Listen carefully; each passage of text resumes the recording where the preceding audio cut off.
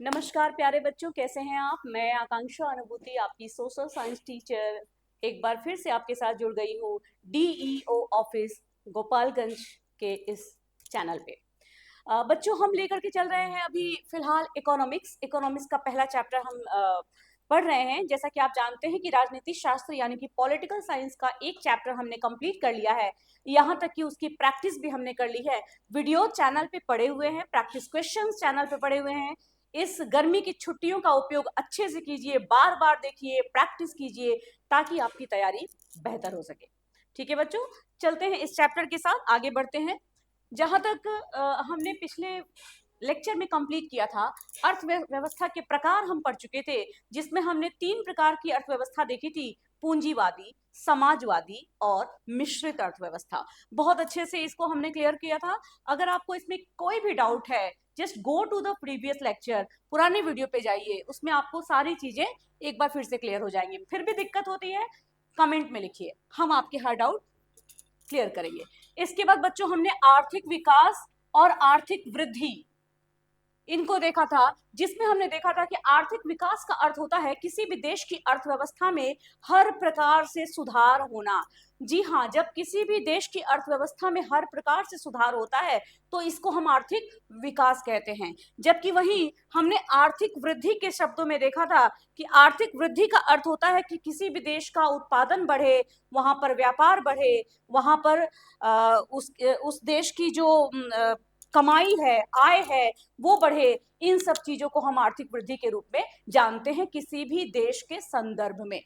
इसके बाद हमने सतत विकास पे अच्छे से चर्चा की थी, बहुत डिटेल में चर्चा की थी कि सतत विकास क्या है, जिसको हम अंग्रेजी में सस्टेनेबल डेवलपमेंट भी कहते हैं। और मैंने आपको बताया था बच्चों कि बहुत सारे सब्जेक्ट्स में आपका इस शब्द से, इस टर्म से, विकास के इस रूप से आपका पाला पड़ने वाला है। आप इससे बार बार रूबरू होंगे। सतत विकास क्या होता है, ठीक है, जिसमें हमने ये चर्चा की थी कि आज के समय में विकास करना, किंतु भावी पीढ़ी की आवश्यकताओं के साथ समझौता न करते हुए, यानी कि आने वाली जनरेशंस की आवश्यकताओं का ध्यान रखते हुए विकास करना, इसको हम सतत विकास के रूप में जानते हैं। फिर हमने आर्थिक नियोजन के बारे में जाना था। आर्थिक नियोजन क्या होता है?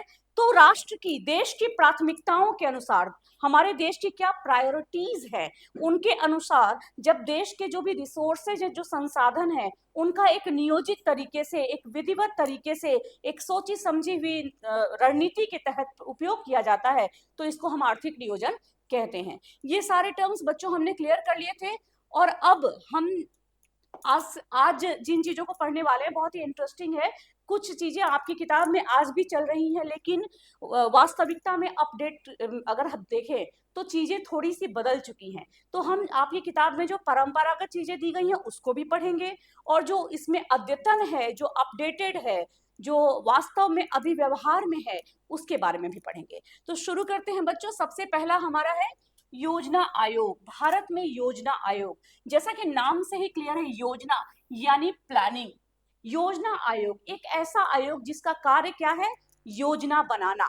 जब हमारा देश आजाद हुआ बच्चों, तो जैसा कि हमने पढ़ रखा है इस चैप्टर की शुरुआत में कि हमारे देश की अर्थव्यवस्था की स्थिति बहुत ही अच्छी नहीं थी, बल्कि बड़ी बुरी स्थिति थी। बहुत कार्य करना पड़ा हमारी सरकारों को, हमारे जो उस समय के नीतिकार थे, जो रणनीतिकार थे, उन लोगों को बहुत इस पे वर्क करना पड़ा। तो इसी में एक कड़ी थी योजना आयोग। 15 मार्च 1950 ईस्वी को इसका गठन हुआ। एक बार मेरे साथ बोलो, कब इसका गठन हुआ? 15 मार्च 1950 ईस्वी को इसका गठन हुआ। इसका मुख्य कार्य था आने वाले 5 वर्षों के लिए आर्थिक विकास की योजना बनाना, है ना। इसका क्या कार्य था? आने वाले 5 वर्षों के लिए आर्थिक विकास की योजना बनाना। आपने बच्चों एक शब्द सुना होगा, पंचवर्षीय योजना, है ना, अक्सर सुना होगा। पंचवर्षीय, पंच यानी 5, वर्षीय वर्ष के लिए योजना। तो ये कार्य किसका था? इसी योजना आयोग का कार्य था पंचवर्षीय योजना बनाना। इसके जो अध्यक्ष होते थे इसलिए बोल रही हूँ क्योंकि अब इसका गठन, इसको खत्म किया जा चुका है, आगे बताऊंगी। इसके जो अध्यक्ष होते थे वो देश के प्रधानमंत्री, पदेन अध्यक्ष। अच्छा, पदेन अध्यक्ष का मतलब क्या हुआ? मतलब जो इस पद पर रहेगा, प्रधानमंत्री के पद पे जो व्यक्ति आसीन होगा, वही व्यक्ति योजना आयोग का अध्यक्ष होगा। यह इस पदेन शब्द का अर्थ हुआ, है ना। तो जो देश के प्रधानमंत्री होते थे वही योजना आयोग के अध्यक्ष होते थे। तो जरा सोच के देखिए कि हमारे देश में योजना आयोग के पहले अध्यक्ष कौन रहे होंगे। अगर आप वीडियो देख रहे हैं, आप इसका आंसर कमेंट बॉक्स में लिखिए, हमारे देश में योजना आयोग के पहले अध्यक्ष कौन रहे होंगे। जबकि हम जानते हैं कि देश के जो भी प्रधानमंत्री होते हैं वही हमारे देश के योजना आयोग के अध्यक्ष होते हैं। तो जो पहले प्रधानमंत्री रहे होंगे वही पहले अध्यक्ष रहे होंगे। कौन थे, कमेंट में लिखिएगा। आगे बढ़ते हैं। इसका कार्य क्या था, पंचवर्षीय योजनाएं बनाना। पहली पंचवर्षीय योजना इसने 1951 से 1956 की बनाई थी। पंचवर्षीय योजनाओं के बारे में 2-3 स्लाइड्स के बाद हम 2-3 महत्वपूर्ण योजनाओं के बारे में चर्चा भी करेंगे ताकि इसके प्रति आपकी समझ अच्छी बन सके। अभी बस यही जानिए कि योजना आयोग का गठन 15 मार्च 1950 को हुआ था। जो कोई भी देश के प्रधानमंत्री होते हैं वो इसके पदेन अध्यक्ष होते हैं। योजना आयोग का कार्य था पंचवर्षीय योजनाएं यानी कि 5 इयर्स प्लान बनाना देश के आर्थिक विकास के लिए। पहली योजना इसने बनाई थी 1951 से 1956 में। आगे बढ़ते हैं। इसके साथ ही साथ इसको भी समझिए कि जब ये योजना आयोग चल रही थी 1950 से लेकर के लगातार ये पंचवर्षीय योजनाएं बना रहा था योजना आयोग। इसके सहयोग के लिए एक और समिति है, एक और आयोग था जिसके बारे में हम आगे पढ़ेंगे, राष्ट्रीय विकास आयोग। लेकिन 1 जनवरी 2015 को योजना आयोग के स्थान पर एक दूसरा आयोग बनाया गया जिसे हम कहते हैं नीति आयोग। इसका पूरा नाम है national institution for transforming India.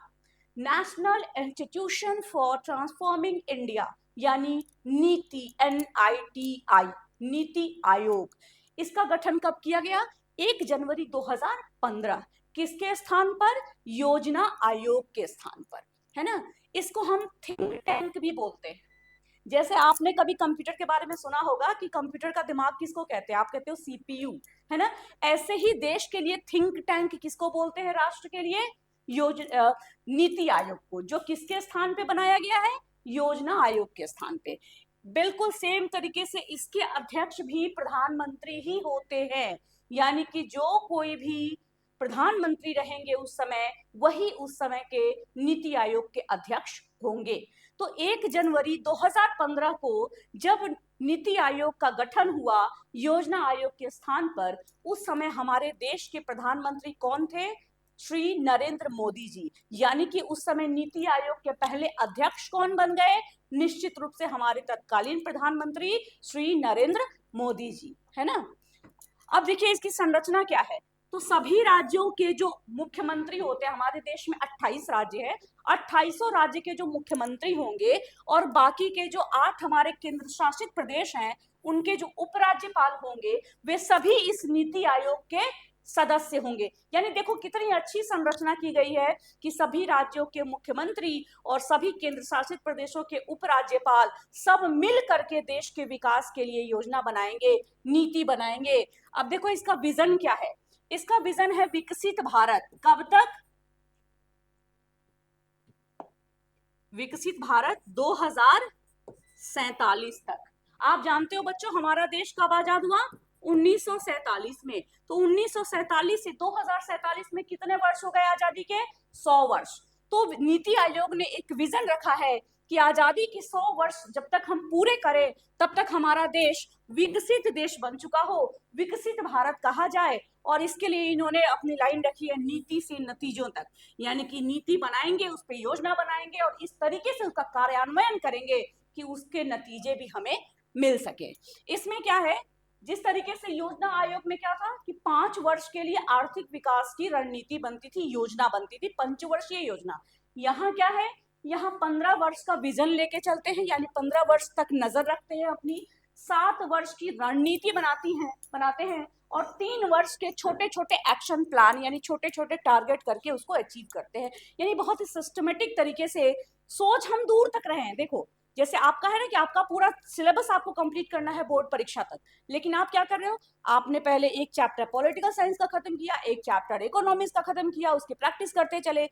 बिल्कुल वैसे ही 15 वर्ष का विजन लेके चलते हैं, 7 वर्ष की रणनीति बनाते हैं और 3 वर्ष का एक्शन प्लान लेकर के नीति आयोग चलता है और इसके अनुसार ही देश का आर्थिक विकास करने की योजनाएं बनाई जाती हैं। आगे देखते हैं। अब देखिए, अभी मैंने कुछ देर पहले बोला कि योजना आयोग के साथ एक और परिषद इसके साथ कनेक्ट किया गया था जिसका नाम है राष्ट्रीय विकास परिषद। इसके विषय में भी परीक्षाओं में आपकी आता है, लेकिन एक बात आप जान लीजिए बच्चों, योजना आयोग नीति आयोग के बनने के साथ ही विघटित हो गई, यानी समाप्त हो गई, उसका अस्तित्व समाप्त हो गया, उसके स्थान पे नीति आयोग आ गया। जब योजना आयोग का अस्तित्व समाप्त हुआ, ठीक वैसे ही राष्ट्रीय विकास परिषद, आज भी इसके खत्म होने की घोषणा नहीं की गई है, लेकिन व्यवहार में इसका कोई अस्तित्व नहीं है। हम इसके बारे में पढ़ेंगे, जानेंगे, हमारी किताब में लिखा है, हमारी परीक्षाओं में आता है, लेकिन व्यवहार में हम इस बात को जान लें कि अब इसका कार्य नहीं होता, क्योंकि इसके कार्य और योजना आयोग के सारे कार्य इकट्ठे अब कौन करता है? नीति आयोग। ठीक है, तो चलिए इसको पढ़ते हैं। राष्ट्रीय विकास परिषद की स्थापना हुई थी 1952 में, 1952 में, है ना।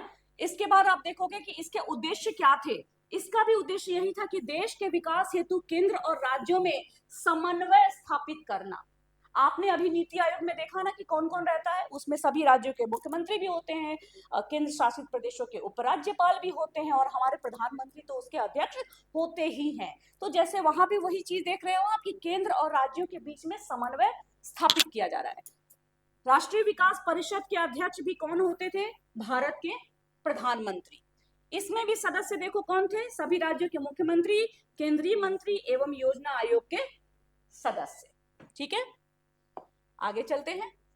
अब इसका मुख्य कार्य क्या था? तो योजना आयोग जो भी योजनाएं बनाती थी ना, पंचवर्षीय योजनाएं, उनको स्वीकृति देने का कार्य इसी राष्ट्रीय विकास परिषद का था। विकास की योजनाओं पे चर्चा करना इसका कार्य था। योजना के कार्यान्वयन की समीक्षा करना कि अब जो योजना बन गई है, जब उसको काम में ला रहे हैं, तो जो सोच के योजना बनाई गई, क्या उस हिसाब से कार्य हो पा रहा है? क्या उस हिसाब से समाज को, राष्ट्र को विकास के रास्ते पर हम आगे बढ़ा पा रहे हैं? इन चीजों को रिव्यू करना, इसकी समीक्षा करना भी राष्ट्रीय विकास परिषद का कार्य था। केंद्र और राज्यों के बीच जो सहयोग है, यानी दोनों मिल के चले, ये नहीं कि केंद्र अलग चले और राज्य अलग चले। याद कीजिए, हमने राजनीति विज्ञान के पहले चैप्टर में यही पढ़ा है, सत्ता की साझेदारी, जिसमें हमने यही पढ़ा ना कि कैसे अलग अलग समूहों को, राज्य के, केंद्र सरकार के अलग अलग स्तरों को, उनके बीच में सत्ता को बांटा जाता है, शेयर किया जाता है। बिल्कुल ये यहाँ पर वही चीज दिखा रहे हैं हम, केंद्र और राज्यों के बीच सहयोग को बढ़ाने की बात हम दिखा रहे हैं। ये सारे कार्य कब होते थे? पूर्व में, क्योंकि आज के समय में व्यवहारिक स्तर पे राष्ट्रीय विकास परिषद का कोई कार्य नहीं है, क्योंकि यह कार्य नहीं कर रही है। अस्तित्व में है क्योंकि इसके समापन की घोषणा नहीं की गई है, अदरवाइज काम इसका कुछ भी नहीं हो रहा है। आगे चलते हैं। अब हम जानेंगे कुछ हमारी महत्वपूर्ण पंचवर्षीय योजनाओं के बारे में, जिनको योजना आयोग ने बनाया और राष्ट्रीय विकास परिषद ने मंजूरी दी। हम क्या जानेंगे इसके बारे में? ये कुछ योजनाओं की चर्चा आपके किताब में दी गई है, उसी का पेज है ये। मैं बहुत ज्यादा नहीं जाऊंगी डिटेल में, लेकिन एक दो के बारे में आपको बताऊंगी, ताकि आप समझ सको कि योजना आयोग ने या पंचवर्षीय योजनाओं ने हमारे देश की अर्थव्यवस्था को लाइन पर लाने में, ट्रैक पर लाने में आजादी के बाद कितनी मदद की है, कितना हेल्प किया है ना, कितना इससे सुधार हुआ। तो सबसे पहले हम बात करेंगे पहली पंचवर्षीय योजना की, जो 1951 से 1956 में आई थी। पहले भी हमने इसको बताया आपको। इसमें क्या था ना कि उस समय हमारे प्रधानमंत्री थे पंडित जवाहरलाल नेहरू। तो इन्होंने उस टाइम पे इस योजना आयोग ने जो ये पंचवर्षीय योजना शुरू की, इसमें क्या था कि कृषि का उत्पादन बढ़े, सिंचाई बिजली की व्यवस्था अच्छी हो, सुधरे, साथ ही साथ जो हमारे यहाँ चूंकि विभाजन हुआ था भारत पाकिस्तान, तो पाकिस्तान के क्षेत्र में रहने वाले जो लोग हमारे यहाँ आ गए थे शरणार्थी, उनके विस्थापन की, उनके पुनर्वास की व्यवस्था की जाए कि उनको कहाँ रखा जाए। कृषि क्षेत्र को इस समय इस योजना में सबसे ज्यादा महत्व दिया गया, क्योंकि जब अंग्रेज हमें छोड़ के गए तो मैंने आपको बताया था कि हमारी कृषि की स्थिति भी खराब थी। हालांकि कृषि पर सबसे ज्यादा अधिकांश जनता निर्भर तो करती थी, लेकिन कृषि में कुछ भी आधुनिक नहीं था, परंपरागत तरीके से कृषि होती थी और बड़ी बुरी स्थिति थी उसकी भी। तो कृषि क्षेत्र पे सबसे ज्यादा महत्व इस समय दिया गया। जगह जगह बांध बनाए गए, सिंचाई परियोजनाएं लॉन्च की गई। आपने सुना होगा बच्चों, भाखड़ा नांगल बांध, इसके अलावा आपने हीराकुंड बांध के बारे में भी सुना होगा और दामोदर घाटी परियोजना के बारे में भी सुना होगा। ये सब के सब इसी पंचवर्षीय पहली पंचवर्षीय योजना के दौरान इसकी शुरुआत की गई। ये योजना पूरी तरीके से सफल रही और इसके कारण हमारे देश की राष्ट्रीय आय में बहुत ज्यादा सुधार हुआ। तो बड़ी महत्वपूर्ण पंचवर्षीय योजना ये रही। दूसरी पे बात करते हैं, दूसरी पंचवर्षीय योजना जो 1956 से 1961 के बीच में रही है। इसमें क्या था ना, जैसा कि हम देख रहे हैं कि पहली पंचवर्षीय योजना में किस चीज पर ध्यान दिया गया, कृषि पर। दूसरी में दिया गया उद्योगों पर। किस पर? उद्योगों पर, इंडस्ट्रीज पर ज्यादा ध्यान दिया गया दूसरी में। पहली में हमने देखा कि कृषि पर ध्यान दिया गया। अब उद्योगों पर ध्यान देने में क्या किया गया, तो हमारे देश में भारी उद्योगों का विकास किया गया, औद्योगिकरण को बढ़ावा दिया गया। इस समय भी पंडित जवाहरलाल नेहरू ही प्रधानमंत्री थे। औद्योगिक विकास पे बहुत ध्यान दिया गया, इस्पात मशीन निर्माण में वृद्धि की गई। साथ ही साथ आप देखोगे कि उस समय कृषि में उतना ज्यादा सुधार नहीं हुआ जितना पहली पंचवर्षीय योजना के समय हुआ था, क्योंकि अभी फोकस कंप्लीटली कहाँ हो गया, उद्योगों पर। इसके साथ ही सरकारी उद्योगों का विस्तार किया गया। आपने भिलाई स्टील प्लांट का नाम सुना होगा, साथ ही साथ आपने राउरकेला स्टील प्लांट का नाम सुना होगा, आपने एक सुना होगा दुर्गापुर स्टील प्लांट। ये सारे के सारे इसी द्वितीय पंचवर्षीय योजना, दूसरी पंचवर्षीय योजना के दौरान इनका विकास किया गया है। अब हम चलते हैं अगली हमारी सातवीं पंचवर्षीय योजना में। ये तीन ही बताऊंगी, बाकी आप देख लेना, सर्च कर लेना। मैं आपको बस बताना चाह रही हूँ कि पंचवर्षीय योजनाओं की क्या भूमिका कैसे रही है हमारे देश के विकास में शुरुआती दौर में, है ना। ये जो सातवीं पंचवर्षीय योजना है, ये 1985 से 1990 की अवधि में, इस पीरियड में ये लाई गई थी। इसमें सरकार का मुख्य फोकस क्या था कि रोजगार के अवसर बढ़े। ये टाइम था जब राजीव गांधी जी हमारे प्रधानमंत्री थे। इस समय सरकार का मुख्य फोकस क्या था कि रोजगार के अवसर बढ़े, लोगों को रोजगार मिले, क्योंकि कृषि को तो सुधार कर लिया इन्होंने, उद्योग पे भी ध्यान दे दिया, लेकिन लोगों को रोजगार भी तो मिलना चाहिए। नहीं तो आप सोचो कि रोजगार ना मिले तो उसके बहुत सारे साइड इफेक्ट्स होते हैं। हमारे देश में गरीबी रहेगी, है ना, आर्थिक विकास नहीं बढ़ेगा, क्योंकि प्रति व्यक्ति आय नहीं बढ़ेगी, रोजगार नहीं मिलेगा। तो यहाँ पर खाद्यान्न उत्पादन में वृद्धि की भी कोशिश की गई, इसका भी एम रखा गया, उद्देश्य रखा गया। गरीबी कम करने का उद्देश्य था। इस समय एक नारा दिया गया, भोजन, कार्य और उत्पादन। क्या नारा दिया गया? भोजन, कार्य और उत्पादन। यानी किन तीन चीजों पे फोकस था? भोजन पे, खाद्यान्न उत्पादन पे, कार्य पे, रोजगार देने पे, और देश में उत्पादन बढ़ाने पे। इन तीन चीजों पे इस पंचवर्षीय योजना में फोकस किया गया। आर्थिक आत्मनिर्भरता का प्रयास किया गया, कृषि उद्योग दोनों पर ध्यान दिया गया। इसी समय कंप्यूटर हमारे देश में आया, दूरसंचार में भी सुधार होना शुरू हुआ, है ना। तो इस तरीके से हम क्या देख रहे हैं बच्चों कि पंचवर्षीय योजनाओं में ने हमारे देश के आर्थिक विकास में बहुत ही महत्वपूर्ण रोल निभाया है शुरू से। हालांकि अब पंचवर्षीय योजनाओं का कॉन्सेप्ट हमारे यहाँ समाप्त हो चुका है, क्योंकि नीति आयोग आ गई है, जो कि 15 साल का विजन, 7 वर्ष की रणनीति और 3 वर्ष का एक्शन प्लान लेकर के आई है।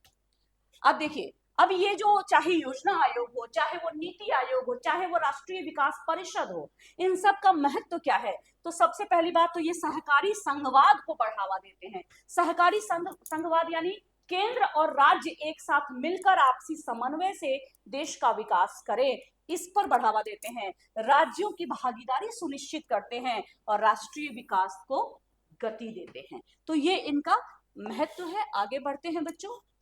अब देखिए, अब हम आ गए हैं एक अगले पड़ाव पर चैप्टर के, जो कि है विकास के सूचकांक, इंडिकेटर्स ऑफ डेवलपमेंट। क्या है ये विकास के सूचकांक? कुछ ऐसे टर्म्स हैं यहाँ पर जिससे हम परिचित होंगे। ये ऐसे टर्म्स है जिसके माध्यम से हमारे देश का विकास या किसी भी देश का विकास कैसे हो रहा है, इसके बारे में थोड़ा बहुत पता लगाया जाता है। तो आइए इसको पढ़ते हैं। सबसे पहला है राष्ट्रीय आय, नेशनल इनकम। बच्चों, किसी भी देश में एक वर्ष में उत्पादित, एक वर्ष जब हम यहाँ कहते हैं ना इकोनॉमिक्स, तो इसका मतलब होता है वित्तीय वर्ष। एक वित्तीय वर्ष, किसी भी देश में एक वित्तीय वर्ष में उत्पादित सभी वस्तुओं और सेवाओं का कुल मौद्रिक मूल्य, मैंने पहली क्लास जो इकोनॉमिक्स के लिए थी उसमें ही आपको बताया था कि हम किसी भी चीज पे खर्च करते हैं दो चीजों पर, गुड्स पे और सर्विसेज पे, वस्तुओं पे और सेवाओं पे। यहाँ क्या है कि एक वर्ष में जितने भी वस्तुएं उत्पादित हुई या जितनी भी सेवाएं प्रदान की गई, उनका कुल मौद्रिक मूल्य, मौद्रिक माने पैसे में, करेंसी में उनका मूल्य, उनकी कीमत। जैसे आप ऐसे समझिए कि जैसे कोई सामान, आपने कलम खरीदी है ना, तो कलम की आपने जो कीमत दी 10 रुपया, 15 रुपया, 20 रुपया, 25 रुपया जो आपने दी, वो उसका मौद्रिक मूल्य हो गया। वहीं आप गए किसी जगह पे, आप ट्रेन से गए है ना, तो ट्रेन का टिकट आपने लिया, क्यों लिया? सेवा के रूप में। ट्रेन आपको सेवा दे रही है, सर्विस दे रही है, तो उस ट्रेन का टिकट आपका 500, 600, 1000, 2000 जो भी हुआ, वो उस सेवा का मूल्य हो गया। तो इस तरीके से एक वर्ष में किसी देश में जितनी भी सेवाएं और वस्तुएं रही हैं उत्पादित, उनका कुल मौद्रिक मूल्य ही हम राष्ट्रीय आय के रूप में जानते हैं। बहुत आसान भाषा में, किसी भी देश में उत्पादित कुल वस्तुओं और सेवाओं के कुल मौद्रिक मूल्य को हम राष्ट्रीय आय कहते हैं, है ना। दूसरा है प्रति व्यक्ति आय। जब इस राष्ट्रीय आय को, ये जो राष्ट्रीय आय हमारा निकला, इस राष्ट्रीय आय को जब हम कुल जनसंख्या से भाग देते हैं, यानी कि आपने मैथमेटिक्स में, गणित में औसत पढ़ा होगा कि एक क्लास में इतने इतने बच्चे हैं, इनकी औसत, इनका जो औसत रिजल्ट है, औसत मार्क्स है, औसत अंक है, वो इतना आया है, ऐसे आपने पढ़ा होगा। तो वैसे ही ये औसत आय है एक तरीके से समझिए, क्योंकि राष्ट्रीय आय को देश की कुल जनसंख्या से भाग देने पर जो प्राप्त होता है उसे हम प्रति व्यक्ति आय कहते हैं। अंग्रेजी में पर कैपिटा इनकम कहते हैं, और इसको शॉर्टकट में PCI भी कहते हैं। ठीक है, प्रति व्यक्ति आय, पर कैपिटा इनकम क्या है? राष्ट्रीय आय को कुल जनसंख्या से भाग देने पर जो आय प्राप्त होती है उसे हम प्रति व्यक्ति आय कहते हैं। ये बहुत ही महत्वपूर्ण है। क्यों महत्वपूर्ण है? आगे इसको हम पढ़ेंगे, हालांकि आगे आने वाले चैप्टर्स में भी इसके बारे में चर्चा हमें और मिलेगी। अब हम आते हैं मानव विकास सूचकांक, ह्यूमन डेवलपमेंट इंडेक्स। सूचकांक क्या होता है? इंडेक्स क्या होता है? इंडेक्स क्या होता है? एक सूची होती है ना, उस सूची में सबसे ऊपर किसको रखा गया है, दूसरे नंबर पे किसको, तीसरे नंबर पे किसको, किसको क्या रैंकिंग मिली है, इनफैक्ट ये होता है इसमें। इसको जारी करने का ये एक तरीके का सूचकांक है, एक रिपोर्ट होती है जो जारी करता है कौन? संयुक्त राष्ट्र विकास कार्यक्रम, जिसको हम शॉर्टकट में कहते हैं UNDP। इसका फुल फॉर्म कहें UNDP तो है United Nations development programme. United Nations development programme, UNDP, ये क्या जारी करता है? मानव विकास सूचकांक जारी करता है। इसके ये जारी करने के पीछे कुछ आधार होते हैं, ऐसे समझिए। UNDP के द्वारा ये देखा जाता है कि विश्व के अलग अलग देशों में कौन सा देश विकास के किस स्तर पर है, विकास की क्या स्थिति है उस देश की, कितना विकसित हो पाया है, और इसको ये जारी करता है। और क्या देखता है? आप इसको एक उदाहरण के तौर पे समझिए। अगर आपकी क्लास में 40, 45, 40, 45 बच्चे हैं, अगर उसमें से सबसे अच्छे बच्चे को चुनना हो, सेलेक्ट करना हो कि इसमें से बेस्ट स्टूडेंट कौन सा है, तो आपके टीचर, आपके क्लास टीचर भी सोच में पड़ जाएंगे, क्योंकि हर बच्चा किसी न किसी चीज में बेहतर है। कोई खेलने में अच्छा है, कोई पढ़ने में अच्छा है, कोई प्रेजेंट रेगुलर रहता है, किसी की राइटिंग बहुत अच्छी है, कोई ड्राइंग बहुत अच्छी करता है, किसी का स्पोकन बहुत अच्छा है, कोई डिसिप्लिन में काफी रहता है, कोई होमवर्क क्लास वर्क रेगुलर करता है, किसी के रिजल्ट्स बहुत अच्छे आते हैं, है ना। तो इस तरीके का बहुत सारे क्राइटेरिया है जिसमें बहुत सारे बच्चे अच्छे होंगे। अब इसमें से किसी एक बच्चे को चुन के निकालना ये सच में थोड़ा सा मुश्किल हो जाएगा। इसके लिए आप बेस्ट कैसे चुनेंगे? तो कहीं ना कहीं हम कुछ मानक बना लेंगे, कुछ क्राइटेरियाज बना लेंगे, जिसमें और हम बच्चों के नाम लिख लेंगे, और हम देखेंगे कि कौन सा बच्चा डिसिप्लिन में अच्छा है, कौन सा बच्चा स्पोर्ट्स में अच्छा है, कौन से बच्चे का रिजल्ट अच्छा आता है, कौन सा बच्चा ड्राइंग में अच्छा है। और इसके बाद जब पूरे क्लास का डेटा निकल जाएगा, तब हम देखेंगे कि कौन सा ऐसा बच्चा है जो ज्यादा चीजों में अच्छा है, जो ज्यादा क्राइटेरिया में, ज्यादा कैटेगरीज में बेहतर है, और जो बेहतर होगा उसी को हम सबसे अच्छा स्टूडेंट घोषित करेंगे। क्योंकि इस तरह से हमारे पास एक विधि होगी, हमारे पास एक तर्क होगा, एक लॉजिक होगा कि हमने किस आधार पे एक बच्चे को बेहतर कहा 40-45 में से। हमने क्यों कहा? क्योंकि वो ज्यादा फील्ड्स में, ज्यादा क्षेत्रों में वो बढ़िया कर रहा है। इसी तरीके से यूएनडीपी जो ये मानव विकास सूचकांक जारी करता है, इसमें ये देशों के बीच में तुलना करता है। किन चीजों के आधार पर? इसके मुख्य आधार है जीवन प्रत्याशा, शिक्षा का स्तर और जीवन स्तर यानी कि प्रति व्यक्ति आय। एक ये नए शब्द आपके लिए हो सकते हैं, एक एक करके इसको डिटेल में हम पढ़ेंगे और बहुत आसान है, आप यकीन मानिए, पढ़ के देखिए, बहुत ही इजी है, कोई मुश्किल नहीं है इसमें। सबसे पहले हम चर्चा करते हैं जीवन प्रत्याशा। देखो, जीवन, लाइफ एक्सपेक्टेंसी, जीवन प्रत्याशा, इसका अर्थ हुआ कि कोई व्यक्ति औसत रूप से कितने वर्ष तक जीवित रह सकता है, कितने वर्ष तक उसके जीवित रहने की संभावना है। ठीक है, आपने सुना होगा बच्चों अपने घर में भी कि पहले के जमाने में लोग 90 साल तक, 100 साल तक जीवित रहते थे। आज के समय में ये उम्र घट गई है ना। ये जो उम्र घट गई है ना, यही जीवन प्रत्याशा है। जब हम ये अनुमान लगाते हैं किसी देश के लोगों की औसत आयु, हम ये अनुमान लगाते हैं कि कोई व्यक्ति औसतन कितने वर्ष तक जीवित रह सकता है, इसी को हम जीवन प्रत्याशा कहते हैं। अब ये ऐसे समझिए कि अगर किसी देश की जीवन प्रत्याशा 70 वर्ष है, तो इसका अर्थ ये हुआ कि वहां के लोग औसतन 70 वर्ष के आसपास तक जीवित रहते होंगे। हो सकता है कोई 75 तक रहता हो, कोई 65 में ही किसी की मृत्यु हो जाती हो, या इक्का दुक्का ही होंगे जो इससे आगे जाते होंगे। औसत रूप से ज्यादातर लोग 70 वर्ष तक ही जीवित रहते हैं। अब ये जीवन प्रत्याशा हम क्यों देखते हैं? इसमें कारण है, ये हम स्वास्थ्य की कैटेगरी में देखते हैं, हेल्थ। क्यों? क्योंकि अगर किसी देश में अच्छी स्वास्थ्य सुविधाएं हैं, आप सोचिए किसी भी जगह पे लोग ज्यादा दिन तक क्यों जीवित रहेंगे? जब उनका स्वास्थ्य अच्छा होगा। तो अगर देश में अच्छी स्वास्थ्य सुविधाएं हैं, भोजन पौष्टिक मिलता है, स्वच्छ पानी पीने को उपलब्ध है, टीकाकरण और दूसरी स्वास्थ्य सुविधाएं आसानी से उपलब्ध हैं, स्वच्छ वातावरण है, वहां की वायु शुद्ध है, अच्छी फ्रेश हवा में लोग सांस लेते हैं, प्रदूषण कम है, तो निश्चित रूप से उस जगह के लोगों के जीवन जीने की आयु जो है वो बढ़ जाएगी। और यही कारण था कि पुराने समय में लोग अधिक समय तक जीते थे, बीमारियां कम होती थी क्योंकि उनका खान पान बेहतर था, प्रदूषण कम होता था, रासायनिक चीजों से, रासायनिक खाद से उगे हुए अनाज या सब्जियां नहीं खाते थे, वो बहुत तरह की चीजें हैं। तो यह किसी भी देश के स्वास्थ्य स्तर को दिखाता है, क्या? जीवन प्रत्याशा। और इसीलिए यह मानव विकास सूचकांक यानी कि एचडीआई का महत्वपूर्ण आधार है। अधिक जीवन प्रत्याशा यानी अधिक विकास, अच्छी जीवन प्रत्याशा, अधिक जीवन प्रत्याशा यानी कि अच्छा विकास उस देश में हुआ है। आगे बढ़ते हैं। दूसरा मैंने आपको बताया शिक्षा। शिक्षा तो आप समझ रहे हैं, आप जहां भी विद्यालय में बैठे हैं वह भी शिक्षा का ही प्रतीक है, यहां भी शिक्षा ही दी जा रही है। इसको थोड़ा और समझिएगा कि इसको मापा कैसे जाता है। इसमें देखा जाता है कि कितने लोग शिक्षित हैं, कितने लोग शिक्षित हैं, ये देखा जाता है। अब इसको कैसे मापते हैं? सबसे पहला है साक्षरता दर। इसके पहले भी बच्चों मैंने आपको बताया था कि साक्षरता दर कैसे मापते हैं। साक्षर किसको कहते हैं? सिर्फ बोलने कहते हैं ना कि जिसको अक्षर की पहचान हो वो साक्षर है। ये हिंदी के लिए अनेक शब्दों का एक शब्द है, लेकिन ये इकोनॉमिक्स में नहीं है। जहां पर ये बातें साक्षरता दर की बातें आती हैं, यहाँ साक्षर होने की बात आती है सामाजिक विज्ञान के टर्म में, अर्थव्यवस्था के टर्म में, देश के विकास के टर्म में।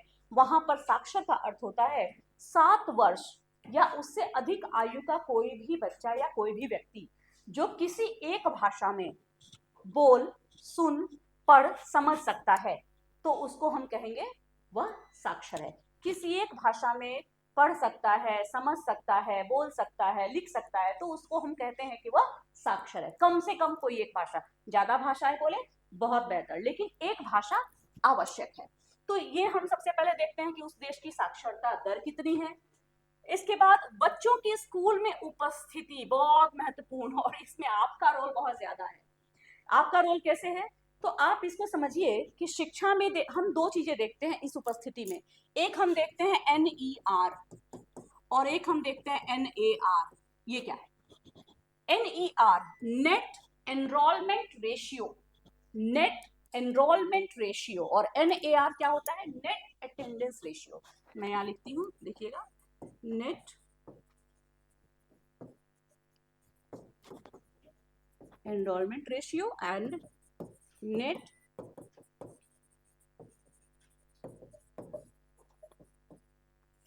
अटेंडेंस रेशियो, ये क्या चीज है? तो इसमें देखा जाता है कि किसी भी क्षेत्र में, किसी भी राज्य में, किसी जिले में, किसी देश में जो स्कूल जाने की उम्र के बच्चे हैं, ठीक है ना, जो स्कूल जाने की उम्र के बच्चे हैं, उसमें से कितने बच्चों का नामांकन विद्यालय में हुआ है, ये है नेट एनरोलमेंट रेशियो।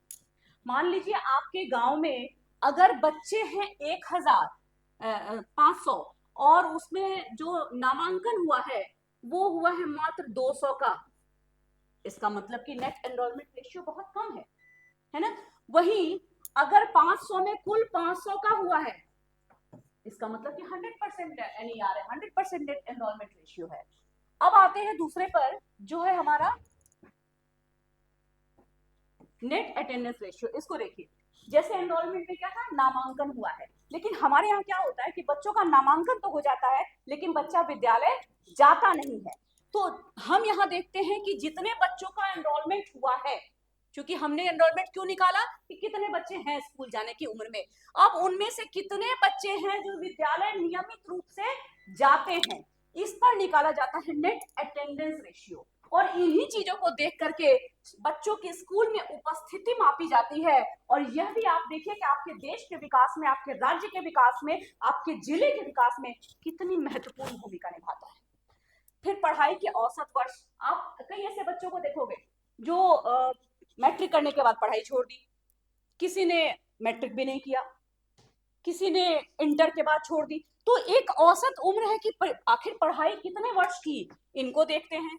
इसके बाद हम देखते हैं कि जिस देश में अधिक पढ़े लिखे लोग होते हैं वहां विकास अधिक माना जाता है। निश्चित रूप से जिस देश में ये सारी चीजें अच्छी सिचुएशन में हो, हम मान के चलते हैं कि उस देश में विकास अच्छा हो रहा है और इस देश का भविष्य भी बेहतर होगा। क्यों? क्योंकि यहाँ पर इससे लोगों को रोजगार मिलेगा, इससे जागरूकता बढ़ेगी, गरीबी कम होगी। आज के समय में देखो जितनी समस्याएं हैं, शिक्षा से हम आधी से अधिक समस्याओं का समाधान कर सकते हैं, और बाकी जिनका समाधान कर नहीं सकते उनका समाधान ढूंढ सकते हैं, उनके समाधान के लिए हम जागरूक हो सकते हैं अगर हम शिक्षित हैं, हमारे आसपास का माहौल शिक्षित है तो।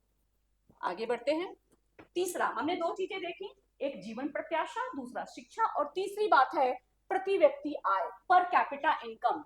मैंने अभी बताया कि किसी भी देश की कुल राष्ट्रीय आय को जब वहां की कुल जनसंख्या से हम भाग देते हैं तो जो आय हमें प्राप्त होती है उसे हम प्रति व्यक्ति आय कहते हैं। यह बताता है कि औसतन एक व्यक्ति की आय किसी देश में, किसी राज्य में कितनी है। यदि किसी देश की राष्ट्रीय आय आप देखिए 1,00,000 रुपए है और जनसंख्या वहां पर 1,000 है, इसका मतलब उस औसत प्रति व्यक्ति आय जो वहां पे होगी वह 1,000 रुपए होगी। इसका महत्व क्या है? तो इससे हमें ये पता चलता है कि इस देश का आर्थिक विकास किस स्तर तक गया है। आप सोच के देखिए कि जब देश में, जब किसी जगह पे प्रति व्यक्ति आय बढ़िया होगी, अच्छी होगी, तो उस व्यक्ति का जीवन स्तर भी तो अच्छा होगा, वो अपने बच्चों को अच्छी शिक्षा दिलाएगा, बीमार होने पर अच्छी दवा कराएगा, अच्छा इलाज कराएगा, है ना। उसके घर में आप जाओगे तो हो सकता है कि साफ सुथरी और अत्याधुनिक सुविधाओं वाला घर आपको मिले। तो बहुत सारी चीजें प्रति व्यक्ति आय अच्छी होने पर डिपेंड करती हैं। विभिन्न देशों और राज्यों की तुलना करने में इससे सहायता मिलती है। आप इसका उदाहरण देखिए कैसे सहायता मिलती है। एक घर है जिसमें 4 सदस्य हैं और यहाँ पर 40,000 रुपए की आय है मासिक। दूसरा घर है जिसमें 3 सदस्य हैं और यहाँ भी 40,000 रुपए की आय है मासिक। तो आप देखो कि यहाँ क्या हुआ, प्रति व्यक्ति आय 10,000 रुपए, लेकिन यहाँ 10,000 से प्लस आएगा क्योंकि यहाँ 3 ही है ना, 40 में आप 3 से भाग देंगे तो, यानी कहने का मतलब ये कि प्रति व्यक्ति आय जहां अच्छी होगी वहां पर आप उसके घर जाओगे तो आपको खुद महसूस होगा कि इनके पास सुख सुविधा अच्छी है, इनका बचत भी अच्छा होगा, इनकी भविष्य की योजनाएं भी सुदृढ़ हो सकेंगी। इस प्रकार से अलग अलग देशों और राज्यों की तुलना करने में भी इससे हमें सहायता मिलती है, लोगों के जीवन स्तर का अनुमान भी लगाया जाता है। इस तरह हमने ह्यूमन डेवलपमेंट इंडेक्स की चीजों को अच्छे से जाना समझा। अगली स्लाइड में आप देखोगे कि हम थोड़ा बहुत राष्ट्रीय मानव विकास के विषय में पढ़ेंगे और उसके बाद एक छोटी सी मुद्रा विकास की कहानी पढ़ेंगे, साथ ही ये चैप्टर समाप्त हो जाएगा। ठीक है बच्चों, तो उम्मीद करती हूँ कि 2 बार चैप्टर पढ़ोगे, जो प्रश्न पूछा मैंने उसका उत्तर कमेंट बॉक्स में दोगे, मुझे इंतजार रहेगा आपके उत्तरों का। और बाकी पढ़ते रहिए, मुस्कुराते रहिए, धूम मचाते रहिए, समर वेकेशन मनाते रहिए।